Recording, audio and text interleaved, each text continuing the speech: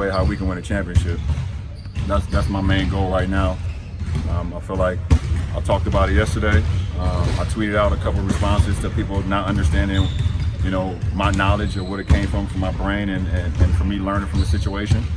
I'm talking about it now, and I won't talk about it again because I'll be cheating my teammates by continuing to harp on something that won't benefit us. Trying to win a championship, because that's what we're here for. We're not politicians. I think it's a huge political thing, but we are leaders, and we can step up at times. But there's times where I'm not saying in this particular instance, but if you don't feel like you should speak upon things, you shouldn't have to. Welcome back to The Jump. You just heard LeBron's most recent response. This was in relation to more China-related questions in the aftermath of Daryl Morey's tweet and delete in support of the anti-government protests in Hong Kong. By the way, Kyrie Irving, who was also on that trip to China, elected not to discuss this topic or any topic for that matter today. He sat out of Nets media availability. He is scheduled to play in their next game, which is good news for anyone worried about that facial fracture, but he did not want to really answer questions like this in the Nets' first availability, and LeBron, as you can say, said he's kind of done with this too. What do you think of these players making this decision and saying, okay, we're done, we don't feel like we have to answer these anymore? There's a big difference between what Kyrie did and what LeBron did. Like, not being available for any question whatsoever, that's different. But what LeBron did is he said, I addressed it, I'm not going to address it again. Now, as journalists, it's the journalist's job to continue to ask those questions. That's part of what makes this country great, is that we have a free press where people are going to ask the questions even when the person being asked the question doesn't want to answer it. We're seeing that play out a lot in a lot of different things in this country right now. But I thought what LeBron ended his statement with, which is something very important. I'm a firm believer that you can't conscript people into a cause that they don't know enough about. You can't, it's like the scene in Blazing Saddles where the governor's saying, harumph, harumph, harumph, and then he looks, I didn't get a harumph out of you. We can't do that, because otherwise, if you do that, then you get people who aren't informed on issues having to make statements which can then be led to be manipulated for other reasons. So I'm with him on that. I think he addressed these photos, by the way, I just want to say, people are seeing now. This was in Hong Kong yesterday. People upset with LeBron's comments from Monday. That's burning his jersey, things like that. So continue. As you say, when he talks, there can be a big reaction. Yes, absolutely. And by the way, that doesn't mean that those people are wrong to feel upset or hurt or abandoned or whatever. But the point is, you can't force someone into a cause. They have to either believe it or not. Right. And listen, man, I'm with Bron on this one. He shouldn't have to answer this question. Like, he shouldn't have to talk about this situation anymore. Like, first of all, he didn't start this fire. Daryl Morey started this fire. So why do LeBron James have to be the cleanup guy in this situation? Why do he have to address this situation? I can understand if Rob Pelinka says something that's part of his Lakers organization, but we're talking about a GM from a completely different NBA organization than Daryl Morey, who started this fire. And why do Bron have to clean it up? They had a press conference at the end of the game where Russ and James Harden was sitting up there, and a reporter asked them about it, and the PR from the Houston Rockets hurried up and cut them off and said, oh, no, we're not answering those questions. Why are those guys not held accountable about answering those questions about? In all fairness, they did have 4 days of answering questions. That was by the 5th day. But your point about, hey, why is LeBron being asked about this over and over, I totally understand. Right, like it has nothing to do with him. Like, he didn't start this fire. He didn't send out a tweet and said, hey, you're asking him to voice his opinion about somebody else, another individual tweet out that has nothing to do with his organization or the team that he's on. Yes, it has everything to do with his job as far as the NBA, but I think that's Adam Silver's problem and not LeBron James' problem, in my opinion. I mean, first of all, when we say someone feels strongly on something, it's in comparison to other things. Right. You can't feel strongly about everything. Right? Then that doesn't feel strongly. So I do understand when he's saying about, like, hey, or Steve Kerr said earlier this week, I feel really strongly about gun control because my father was gunned down and murdered. Absolutely. And so I think we have to give some room to people who say I feel strongly about certain things. I also don't want to live in a culture or a time where especially non-politicians or famous athletes feel that just because they do take part in our society, which is something I encourage, I don't love it when athletes say, oh, I just play the game. You are a citizen, you are an example, you are a role model. So I do think you have to come out and be a leader on some things.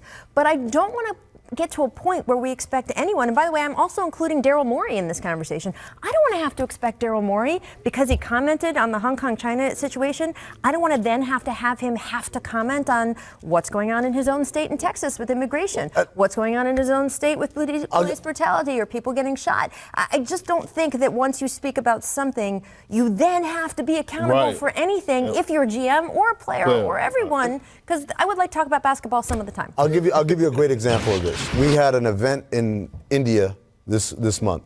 Great event. A lot of excitement, a lot of positivity. NBA in India is going to be the next big thing.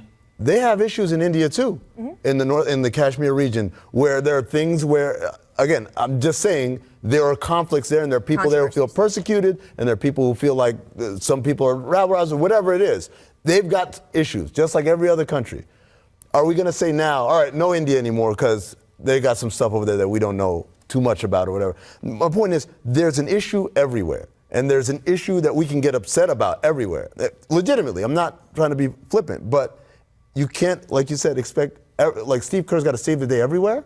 And if he doesn't save the day everywhere, if LeBron doesn't save the day everywhere, that means all the stuff that they do doesn't count. How does that make sense? No, it don't. Yeah, so I think we're kind of slowly evening out to that. I don't know how many days this controversy can rage on. I got to tell you, it definitely beat my expectations on how many days we'd be talking about it. But we didn't leave the show with it today, so that's something, and we'll see how much more we'll talk about it this week. Slowly but surely. It will, of course, be a continuing issue, though. I think, for the rest of the season and beyond, I think it's opened people's eyes to the fact that these issues are complex, and it's something the NBA is going to have to continue to look at. And I encourage that. I just maybe would like to talk about basketball sometimes. Like right now, we can talk about Rob Mahoney's awesome article in Sports Illustrated. It's really good. One of their cover stories this week, and he writes about one of Houston's first team meetings this season. And it was sort of an indoctrination, right, into like the Rockets' way. Rockets assistant Brett Gunning praises the team for only shooting 4.2% of their shots from mid-range. And Russell Westbrook comes out and he says, wait a minute, we can only... Those 4.2? That's mine. Well, okay, those are all going to be mine then because, right? Russ. Mike D'Antoni talked to SI about fitting Russ into their system. Who am I to tell Russ to change or tell James to change? They're MVPs, best players in the league. So we try to make them as efficient as we can, try to nudge them into the areas we think they can improve in, and we think that they can do better at that. I want to ask our researcher, Caesar, who's in the control room right now, was it 4.2% or 4.2 shots? Because that's what percent is 4.2%. Okay. Shots, yeah. I love Russ being like that. That's me. I'm all going to be that. But look, you played with Russ, Kendrick. Do you think that he will embrace this analytical approach from Houston? Absolutely not. Russ is one thing I know about Russell Westbrook as a teammate and as a friend. He's not changing for anybody. And one thing about it. He's not going to change with this for the Rockets analytical and what they believe in. They're going to have to adjust to Russell Westbrook. If you look at Russell Westbrook numbers, the worst part of his game is his three-point shooting. So you have to build around him. He loves to attack the basket. He has a beautiful mid-range pull-up at the free throw line jumper. He loves to post up smaller guards when he have the advantage. And Russell Westbrook, it doesn't have to adapt to the Houston Rockets. It's Mike D'Antoni and the Houston Rockets are going to have to adapt and put Russell Westbrook in position to be successful. I mean, that's one of the reasons why I'm not high on the Rockets, because these pieces don't fit. The system don't fit. Like, no, hold on, man. Go ahead. So Perk, let me put it to you like this, right? You got a guy who was 2 years removed from being the MVP, in James Harden. Okay. Right?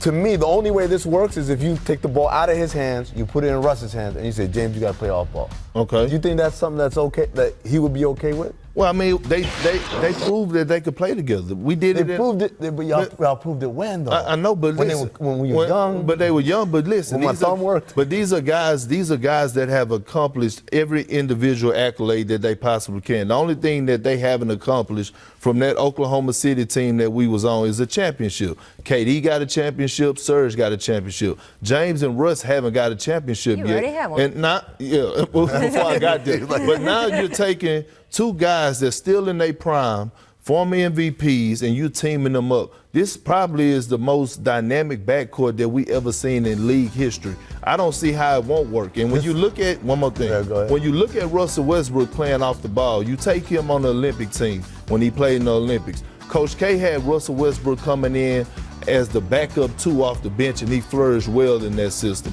If you look at Russell Westbrook, and I know it was just the All-Star game, the 2 times he won the MVPs of the All-Star game, he came in off the bench, and guess what? He came in as the 2 guard. So Russell Westbrook proved that he could play off the ball. Same thing with James Harden. He need Russell Westbrook. Here's my thing. First of all, everyone's down for sacrifice until it doesn't work. And they say, I try to sacrifice. Well, now I'm going to do it my way.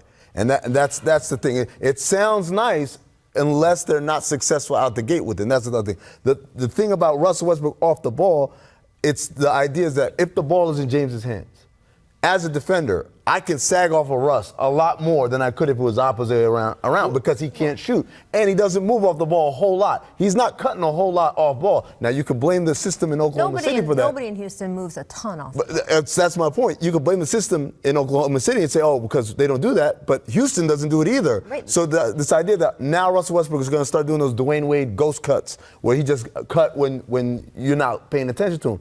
I don't think that's believable or kind of something you could be expecting of it. He might, but he would have to change his game significantly. And I think that's the thing, is for this thing to work, one or both of these guys are going to have to change their game significantly. And again, that's easy to say when we're winning or when we haven't played games that are meaningful yet. I feel better about there at least being a chance of that because of the friendship and the previous relationship that you're talking about. I don't know if it's going to happen. You're talking about childhood friends. At least. You're talking about Cali boys. At least give him a shot. I'd like to see it, and we'll see. That's, again, why the season's going to be awesome. Coming up next, we're playing a little preseason jump ball. Which playoff team from last year is most likely to miss the dance this season? The Blazers or the Spurs? Again, this gets back to the top of the show. They all think they're going to make it. Stick around and find out. But first, here's what the Jump recommends for today. Check out the latest edition of the Woj Pod because he's joined by the Hall of Famer Doris Burke. I'm so excited I can barely speak. I'm going to listen to this in my car when I drive away from here. Woj and Doris is going to be so good. Download. 2 of my favorite people.